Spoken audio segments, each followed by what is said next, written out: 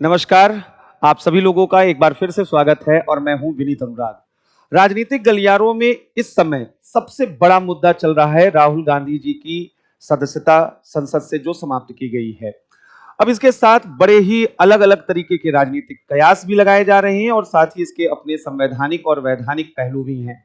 राजनीतिक तौर पर बहुत से लोगों का कहना है कि भारत में लोकतंत्र खतरे में है, विपक्ष की आवाज को दबाया जा रहा है, असहमति के स्वर अब सुनाई नहीं देंगे, क्योंकि एक तरफ जो जांच एजेंसियां हैं वो तो लगातार विपक्ष के पीछे पड़ी ही थी और अब तो कानूनी दांव पेचों के जरिए सदस्यों की सदस्यता ही समाप्त की जा रही है। तो क्या हमारा लोकतंत्र, हमारा जो देश की संवैधानिक व्यवस्था है वह खतरे में है? तो ये भी प्रश्न किया जा रहा है। दूसरी ओर सत्तारूढ़ पक्ष और उसके समर्थकों का कहना है कि आखिर राहुल गांधी जी ने तो एक गलती की थी, उन्होंने एक कानून का वहां उल्लंघन किया है, तो कानूनी रूप में न्यायपालिका के द्वारा अगर उनको सजा दी गई है तो इसमें सरकार और सरकारी दल पर क्यों सवाल खड़े किए जा रहे हैं? क्यों आखिर वहां पर बोला जा रहा है कि लोकतंत्र खतरे में है और विपक्ष जो है खतरे में? ये सहानुभूति की लहर अपने पक्ष में करने का यह दुरुपयोग क्यों किया जा रहा है? तो ये भी बोला जा रहा है। कुछ लोगों का कहना है कि पिछले कुछ समय से भारत जोड़ो यात्रा जब से चल रही थी, राहुल गांधी जी का इमेज बहुत मजबूत हो रहा था और अब इस तरीके का जो प्रकरण आया है इससे राहुल गांधी जी को राजनीतिक रूप में शहीद के रूप में दिखाया जाएगा और इससे उनको सहानुभूति की एक बड़ी लहर मिलेगी और इसका एक परिणाम होगा कि उनकी छवि मजबूत होगी, उनका प्रभाव मजबूत होगा। और ऐसे आधार पर राजनीतिक विश्लेषक तो ये दावा कर रहे हैं कि 2024 का जो चुनाव है वह बाइपोलर भी हो सकता है। तो यानी यह भी एक तर्क दिया जा रहा है। कुछ लोग कह रहे हैं कि नहीं, इससे बाइपोलर तो छोड़िए, एक नए तरीके का समीकरण उत्पन्न होगा, क्योंकि पिछले कुछ समय से बीजेपी जिस तरीके से परफॉर्म कर रही थी और विपक्ष बिखरा हुआ था, तो इधर बीच थर्ड फ्रंट के रूप में विपक्ष एकजुट होने की कोशिश कर रहा था। क्योंकि राहुल गांधी जी का इमेज बहुत मजबूत नहीं था, बहुत बड़ा नहीं बन पा रहा था, कांग्रेस कमजोर बना हुआ था, इसलिए कांग्रेस की उपेक्षा करके थर्ड फ्रंट विपक्ष को एकजुट करने में लगा हुआ था और वह शायद 2024 के चुनाव में कोई ना कोई चेहरा दे देता जो बीजेपी के लिए खतरा बन सकता था अगर विपक्ष एकजुट हो जाता तो। लेकिन अब जब राहुल गांधी जी का कद मजबूत होगा या कांग्रेस पुनर्जीवित होगी तो कांग्रेस और थर्ड फ्रंट इनमें शायद जो है अब अलगाव होगा, यानी मनमुटाव विपक्ष में होगा और विपक्ष कमजोर हुआ तो फिर इसका सीधा फायदा बीजेपी को हो सकता है। ये राजनीतिक अपने दावे प्रतिदावे हैं, आरोप प्रत्यारोप हैं, क्या सच है क्या सही है ये तो आने वाला समय बताएगा। लेकिन हम लोगों के लिए क्या जरूरी है? हम लोगों के लिए जरूरी है कि इस मुद्दे का संवैधानिक पहलू क्या है, इस मुद्दे का कानूनी पहलू क्या है। क्योंकि हमने कहा कि यह इस साल प्रारंभिक परीक्षा के लिए बेहद महत्वपूर्ण है, तो छोटी छोटी बारीकियां इस पूरे प्रकरण से जुड़ी क्या है हमें उनको समझना है और अपने इस पूरे वीडियो को देखते हुए आप छोटे छोटे पॉइंट्स यहां पर बना लीजिए जो आपके लोगों के लिए प्रीलिम्स में इस साल इंपॉर्टेंट हो सकते हैं। तो आइए बिना देर किए हुए सीधे शुरू करते हैं कि आखिर यह जो मुद्दा है इससे जुड़े संवैधानिक और वैधानिक पहलू क्या है। तो हमने जैसा कहा कि यह मुद्दा है, राहुल गांधी जी को मानहानि की सजा दी गई है, 2 वर्ष का कारावास बोला गया है, इस वजह से संसद की उनकी जो सदस्यता है वो समाप्त कर दी गई है। तो सवाल पहला यहां पर बनता है कि आखिर सांसदों की निर्भरता के संबंध में संविधान क्या प्रावधान करता है। और जब हम प्रावधानों को पढ़ेंगे तो देखेंगे कि उसमें जिस आधार पर इनकी सदस्यता समाप्त की गई है वह आधार है जनप्रतिनिधित्व अधिनियम की धारा 8(3). तो वह जनप्रतिनिधित्व अधिनियम क्या है और उसकी धारा 8(3) क्या है। फिर हम न्यायिक निर्णय भी थोड़ा सा देखेंगे, लिली थॉमस वाद में न्यायालय ने क्या बोला है या लोक प्रहरी वाद में न्यायालय ने क्या बोला है, उससे भी थोड़ा प्रकाश पड़ेगा इस पूरे प्रकरण में। और फिर अंतिम में हम लोग मानहानि के संबंध में भारतीय दंड संहिता में क्या प्रावधान किया गया है जिसके आधार पर राहुल गांधी जी को सजा मिली है उसको भी देखेंगे। आइए अब सीधे एक एक करके मुद्दे को देखते हैं। पहले हम लोग देखेंगे कि सांसदों के संबंध में निर्भरता के लिए क्या संवैधानिक प्रावधान किए गए। मोटा मोटी अगर हम इसे 2 रूपों में वर्गीकृत करें तो कोई भी सांसद को अगर निर्हरित घोषित किया जाना है तो पहला आधार है अनुच्छेद 103 का, जिसके तहत राष्ट्रपति वह निर्वाचन आयोग की सलाह पर सांसदों की सदस्यता को निर्हरित कर सकते हैं और इसके लिए जो आधार है वो अनुच्छेद 102 में बताए गए। दूसरा तरीका है स्पीकर या सभापति दल बदल विरोधी कानून के आधार पर सदस्यों की सदस्यता समाप्त कर सकते हैं। ये जो प्रकरण अभी हम लोग बात करने जा रहे हैं ये प्रकरण है हमारा अनुच्छेद 103 से जुड़ा हुआ और आधार है अनुच्छेद 102 में। यानी राष्ट्रपति निर्वाचन आयोग के परामर्श पर सांसदों की सदस्यता को समाप्त कर सकता है। तो हमें आज जो इस मुद्दे पर देखना है, विचार करना है, वह संविधान के अनुच्छेद 102 पर देखना है। तो आइए पहले हम लोग बिना देर किए संविधान के अनुच्छेद 102 पर चर्चा करते हैं। संविधान का आर्टिकल 102 ये कहता है कि कोई भी व्यक्ति वह संसद सदस्य होने के लिए निर्हरित घोषित कर दिया जाएगा अगर ये निम्नलिखित जो आधार हैं उसमें वह निर्हरित पाया जाता है। तो 5 आधार यहां पर बताए गए। पहला आधार है कि अगर वह कोई लाभ का पद धारण करता हो। अब यहां पर समझिएगा कि संविधान में लाभ का पद परिभाषित नहीं किया गया है। लाभ का पद सामान्य रूप में क्या होता है, सर्वोच्च न्यायालय के कुछ मानकों के आधार पर समझा जा सकता है। प्रद्युत बारदोलई बनाम स्वप्न रायवाद में न्यायालय ने 5 मानक बताए। न्यायालय ने कहा कि अगर कोई पद सरकार के द्वारा नियुक्त किया गया है, सरकार के द्वारा पद मुक्त किया जा सकता है, सरकार द्वारा वेतन दिए जाते हैं, सरकार द्वारा शक्ति दी गई हो और सरकार उसको नियंत्रित कर सकती हो, तो ऐसा कोई भी पद लाभ का पद होगा। यानी कोई भी सांसद रहते हुए अन्य कोई ऐसा पद जो लाभ का पद होगा वो धारण नहीं कर सकता है। हालांकि अनुच्छेद 102 यह भी कहता है कि संसद चाहे तो वह किसी भी पद को लाभ के पद के दायरे से बाहर कर सकता है, ऑफिस ऑफ प्रॉफिट के दायरे से बाहर कर सकता है। तो क्या संसद ने ऐसा किया है? जी बिल्कुल किया है। संसद ने इस संबंध में संसद निर्योग्यता निवारण अधिनियम 1959 बनाया था और उसमें उन्होंने बताया था कि कौन कौन से पद हैं जो लाभ के पद के दायरे से बाहर होंगे, यानी ऐसे पद जो एक सांसद रहते हुए धारण कर सकता है। तो लगभग आज तक इस कानून में 5 बार संशोधन हो चुके हैं। लगभग 52 पद लाभ के पद के दायरे से बाहर किए गए हैं।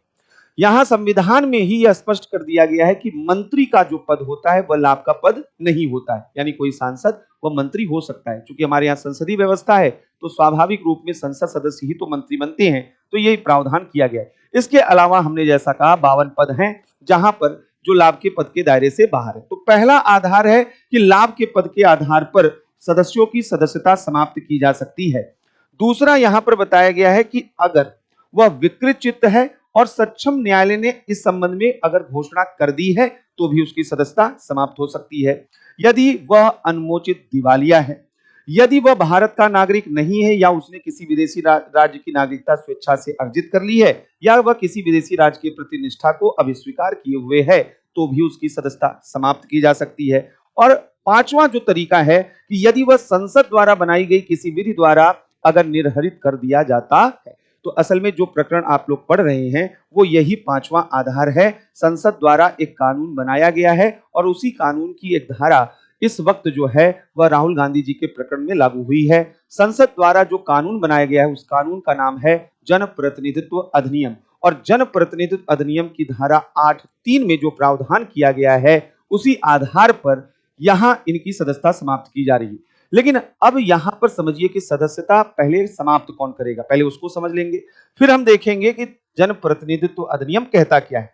तो संविधान का अनुच्छेद 103 यह कहता है कि यदि यह प्रश्न उठता है कि संसद के किसी सदन का कोई सदस्य अनुच्छेद 102 में वर्णित आधारों पर निर्भरता से ग्रसित है तो यह विनिश्चय कौन करेगा, तो यह राष्ट्रपति विनिश्चय करेगा और राष्ट्रपति का विनिश्चय क्या होगा, अंतिम होगा।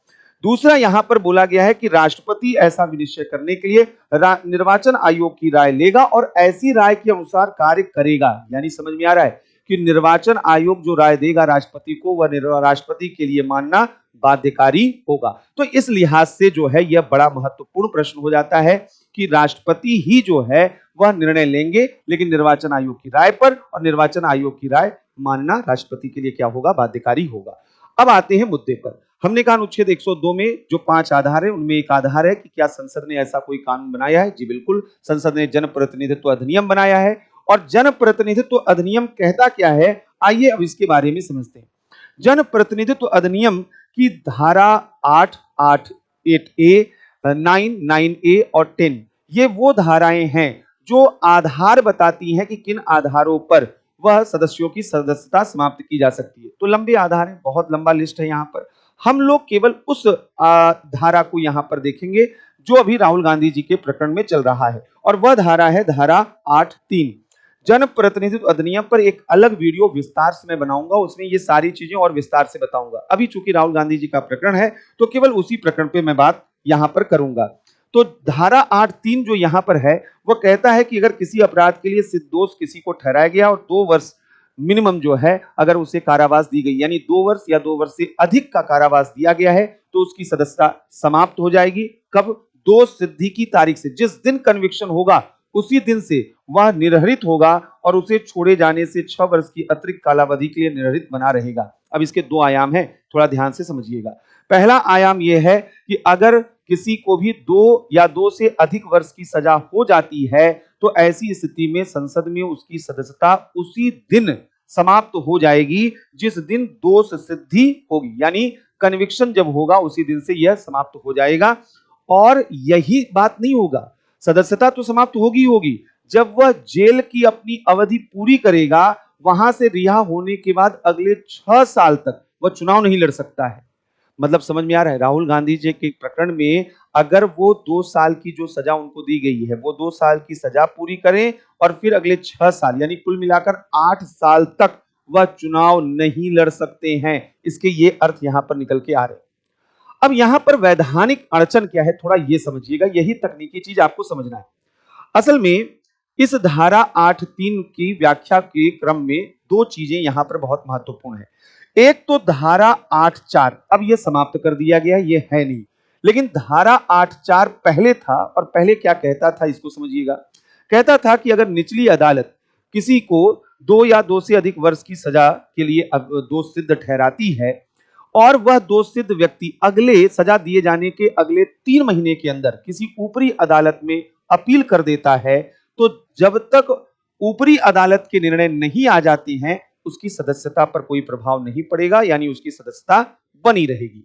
अब सवाल यह था कि हमारी जो न्यायपालिका और न्यायिक प्रक्रिया है वह इतनी ढीली और विलंब से काम करती रही है कि वहां पर अमूमन देखा जाता था कि कोई अगर अपराधी सांसद बन गया है, 2 साल की सजा या अधिक की सजा उसे निचली अदालत से दी गई है, लेकिन वह ऊपरी अदालतों में अपील किए जाता था। लंबी लंबी जो है वहां पर प्रक्रिया चलती रहती थी, सालों साल गुजर जाते थे, वह संसद का सदस्य भी बना रहता था और वहां पर कोई भी उसके ऊपर प्रभाव नहीं पड़ता था। ये जो गंभीर समस्या है, ये राजनीति के अपराधीकरण को बढ़ावा देने वाली समस्या है। इसी मुद्दे को ध्यान में रखते हुए 2013 में सर्वोच्च न्यायालय ने एक ऐतिहासिक निर्णय दिया और यह मामला था लिली थॉमस वाद। और लिली थॉमस वाद में न्यायालय ने क्या कहा? न्यायालय ने धारा 8(4) को असंवैधानिक अवैध ठहरा दिया। उन्होंने कहा अब यहां पर जिस दिन निचली अदालत दोष सिद्ध व्यक्ति की दोष सिद्धि को ठहरा देगी उसी दिन से उसकी जो सदस्यता है वह समाप्त हो जाएगी। अगर वह ऊपरी अदालत में अपील करता है तो इससे कोई फर्क नहीं पड़ता है, यानी धारा 8(4) द्वारा जो संरक्षण मिला था अब वो लिली थॉमस वाद के बाद समाप्त कर दिया गया है। यानी अब इस प्रकरण की अगर हम बात करें तो राहुल गांधी जी अगर ऊपरी अदालत में अपील करते हैं तो वह अपील करने के लिए स्वतंत्र हैं, लेकिन उनकी सदस्यता समाप्त हो जाएगी। तो एक तो इसका एक अर्थ ये था, लेकिन इसी में एक और यहां पर पहलू है। 2 ऐसे संविधान विशेषज्ञों का उल्लेख मैं यहां पे करूंगा जिनके थोड़े से मत इस मुद्दे पर थोड़े अलग अलग यहां पर देखे जा रहे हैं। एक पीडीटी आचार्य साहब हैं, उनका यह कहना है कि सूरत कोर्ट ने राहुल गांधी जी के खिलाफ जो दोष सिद्धि का निर्णय दिया है, कन्विक्शन तो यहां पर वो उन्होंने साबित कर दिया, लेकिन सेंटेंस यानी जो सजा है उसको अगले 30 दिनों के लिए सस्पेंड किया है कि आप ऊपरी अदालत में जा सकते हैं, तो 30 दिनों के लिए सजा सस्पेंड है। तो उनका कहना है कि कन्विक्शन होना सफिशिएंट नहीं है जब तक कि उनका सेंटेंस जो है इफेक्टिव नहीं होता, उनका दंड जो दिया गया है वो इफेक्टिव नहीं होता। इसलिए जब तक दंड वहां पर नहीं दिया जा रहा है तब तक के लिए डिस्क्वालिफिकेशन भी उनका नहीं किया जा सकता है, ऐसा आचार्य जी का यहां पर मानना है। दूसरी ओर हमारे पूर्व मुख्य निर्वाचन आयुक्त एसवाई कुरैशी साहब का मानना अलग है। उनका कहना है कि कन्विक्शन होना ही पर्याप्त है। अगर न्यायालय ने कन्विक्शन दे दिया कि आप दोष सिद्ध हैं तो ऑटोमेटिक आपकी सदस्यता वहां पर क्या हो जाएगी? समाप्त हो जाएगी। अब इस प्रकरण में हमने कहा कि यहां पर 30 दिनों का सस्पेंशन किया गया है, तो इसपे क्या यहां पर होगा आगे, ये महत्वपूर्ण है। इसी संबंध में लोक प्रहरीवाद का निर्णय थोड़ा सा हमारे लिए समझना महत्वपूर्ण है। लोक प्रहरीवाद 2018 में न्यायालय ने एक निर्णय ये दिया था कि अगर कन्विक्शन होने के बावजूद अगर उनकी सजा को सस्पेंड किया गया है तो जितने समय तक के लिए सजा सस्पेंड होगी उतने समय तक के लिए डिस्क्वालिफिकेशन भी सस्पेंडेड रहेगा। यानी अगर हम न्यायालय के पुराने निर्णय का हवाला दें तो अभी इनकी जो सदस्यता यहां पर तुरंत समाप्त कर दी गई है, यह अभी नहीं की जानी चाहिए थी। जब यह 30 दिनों का जो सेंटेंस के लिए सस्पेंशन बोला गया था, इसके बाद वहां पर जो है यह सदस्यता समाप्त की जानी चाहिए थी। ये एक तकनीकी पहलू यहां पर है। तो आपको लिली थॉमस वाद भी मालूम होना चाहिए और लोक प्रहरी वाद भी होना चाहिए। हालांकि ऐसे जो मामले हैं, अगर दूसरे सिमिलर मामलों की बात करें तो वहां पर जैसे ही कन्विक्शन दिया जाता है वैसे ही वहां पर सदस्यता समाप्त हो जाती है। जैसे आजम खां साहब के मामले में आज निर्णय हुआ और कल उनकी सदस्यता समाप्त कर दी गई थी यूपी विधानसभा से। तो अब ये एक ऐसा मामला है जहां पर न्यायालय को फिर से सोचना होगा, देखना होगा कि क्या वहां पर स्टैंड होना, ओपिनियन होना चाहिए। अब एक दूसरा पहलू यहां पर समझिए। दूसरा पहलू ये है कि ये जो यहां पर इनकी राहुल गांधी जी की सदस्यता समाप्त की गई है, कैसे की गई, क्या वो प्रक्रिया सही है? तो आपको मालूम है कि लोकसभा सचिवालय ने वहां पर आदेश जारी किया कि भाई इनका जो है सदस्यता समाप्त किया जाता है। और अभी अभी हमने आपको बताया कि लोकसभा सचिवालय अपने मन से कैसे सदस्यता समाप्त कर सकता है। राष्ट्रपति सदस्यता समाप्त करते, प्रोसेस क्या है, राष्ट्रपति सदस्यता समाप्त करेंगे निर्वाचन आयोग की सलाह पर, फिर यह बात जाएगा लोकसभा सचिवालय के पास, लोकसभा स्पीकर के पास, और तब कहीं जाकर उनके द्वारा वहां पर यह विज्ञप्ति जारी की जाएगी कि अमुक सांसद की जो सदस्यता है वो समाप्त हो गई। और जैसे ही यह घोषणा हो जाएगी, निर्वाचन आयोग उस सीट पर वह चुनाव आयोजित, बाई इलेक्शन कराने का अनाउंसमेंट वहां पर कर देगा। यह पूरी प्रक्रिया है। तो राष्ट्रपति ने तो कोई आदेश जारी ही नहीं किया, निर्वाचन आयोग ने कोई कंसल्ट दिया ही नहीं है, और यहां पर जो है वह सीधे लोकसभा सचिवालय की ओर से फरमान जारी हो गया कि उनकी सदस्यता समाप्त कर दी गई। यानी यहां थोड़ा सा जो तकनीकी पहलू है वो कहीं ना कहीं उसकी अवहेलना की गई है। तो ये एक मुद्दा है। अगर राहुल गांधी जी चाहें तो न्यायालय में वो जा सकते हैं और इस मुद्दे पर न्यायालय जो प्रकाश डालेगा वो महत्वपूर्ण रहेगा। लेकिन जो हमने अनुच्छेद बताए, जो धाराएं बताए, हमने कहा वो बहुत महत्वपूर्ण है। लाइन टू लाइन आपको मालूम होना चाहिए, इस साल के प्रीलिम्स के लिए इंपॉर्टेंट है। अब एक और चीज हमने कहा, धारा 3 कह रही है कि 2 या अधिक साल की सजा है तो आपकी सदस्यता समाप्त हो जाएगी। तो राहुल गांधी जी को क्या सजा मिली हुई है? 2 साल की सजा मिली है। किस कानून के आधार पर मिली है? आईपीसी की धारा 499 के आधार पर, यानी मानहानि के आधार पर उनको सजा दी गई है। मानहानि का कौन सा मामला था? सूरत न्यायालय ने असल में एक पुराने मामले का जो है रेफरेंस यहां पर था। बीजेपी के एक विधायक हैं जो गुजरात के, उन्होंने ये याचिका दायर की थी कि एक अपने पुराने भाषण में राहुल गांधी जी ने मोदी सरनेम से जुड़े सभी लोगों पर आपत्तिजनक टिप्पणी की हुई थी और वह अपमानजनक टिप्पणी थी, और इसी आधार पर मानहानि का केस वहां पर लाया गया था। तो एक बार देख लेते हैं मानहानि होता क्या है और उससे संबंधित मामले क्या हैं।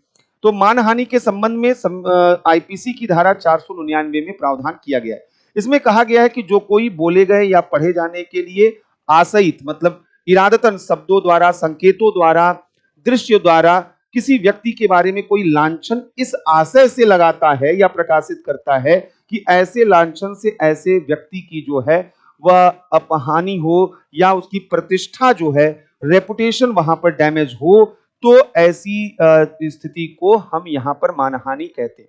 यानी यह, अगर आप किसी के बारे में कोई आपत्तिजनक ऐसी बात करते हैं और पूरे आशय के साथ, जो उसकी प्रतिष्ठा को, जो उसके रेपुटेशन को खत्म करता हो, और न्यायालय का कहना है राइट टू रेपुटेशन जो है वह अनुच्छेद 21 के तहत जीवन के अधिकार में शामिल है। इसलिए अगर किसी के भी मानहानि, चाहे वो शाब्दिक रूप में आप करिए, सांकेतिक रूप में आप करिए, या वहां पर दृश्य के रूप में करिए, तो ऐसी स्थिति में वह मानहानि के दायरे में यहां पर आएगा। ये जो डिफेमेशन होते हैं ना, ये 2 तरीके के होते हैं। एक सिविल डिफेमेशन होता है और क्रिमिनल डिफेमेशन होता है। सिविल डिफेमेशन में जुर्माना लगाया जाता है और क्रिमिनल डिफेमेशन में वह कारावास दिया जाता है।